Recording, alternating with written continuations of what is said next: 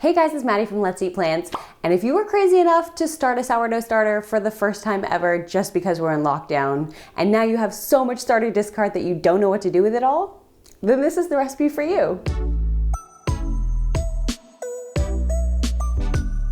This recipe obviously was inspired by my excess sourdough starter waste. So if you're not familiar with the sourdough starter, essentially you need to remove half of it every single day. So I started researching on what to do with your discard, if you can use it in any other recipes, and I have been finding quite a few recipes. So with all these recipes, I decided first on a sourdough cracker because it looked really easy, and unfortunately, my first attempt was not successful. The first batch literally had mold.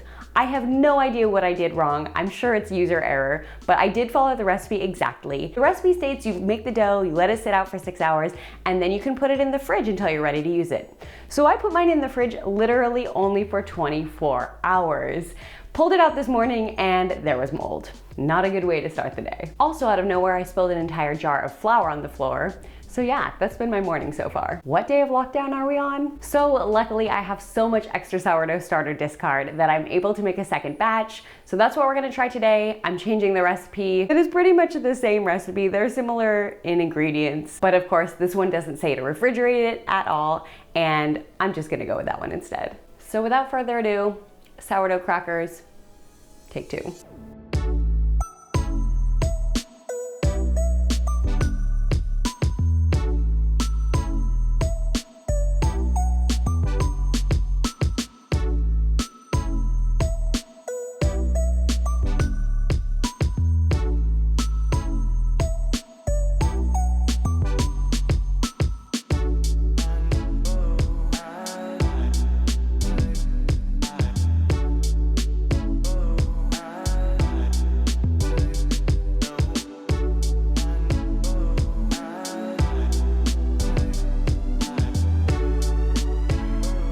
This is honestly one of the best seasonings, and that's why I'm using it to top my crackers. If you don't have a Trader Joe's near you, I just saw that Edgy Veg did a DIY version on her channel, so I will link that up here and you can check that out as well.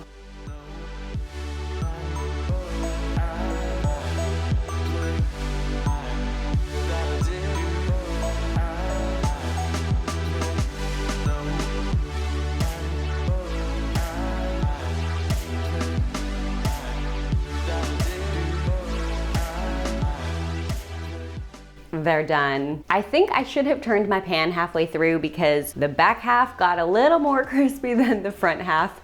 But other than that, I'm actually impressed. They smell really good. I think this actually worked and I'm so surprised. I thought after the morning I had, there was no chance that these were gonna work out, but these look pretty good. They definitely don't really smell like sourdough, but let's try them. Good crunch. They don't really taste like sourdough, but they don't really not taste like sourdough, if you know what I mean. There's kind of that hint of slight tang to them that sourdough bread has, and shoot man, these are great. I'm gonna have to call this recipe a success. Like I said, if you have so much discard from your sourdough starter that you just don't know what to do with it, I would highly suggest making these crackers. My tip for these would just be to watch your pan. I think it might have been a good idea for me to turn the pan halfway through the baking time.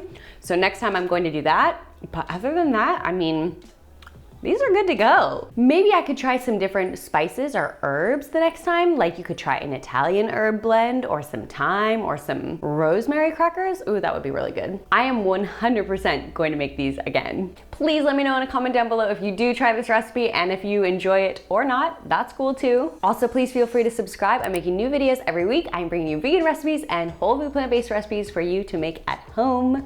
And with that, I will see you guys next time. I'm so surprised this worked out. I literally can't stop eating them. Okay, see you next time. Bye.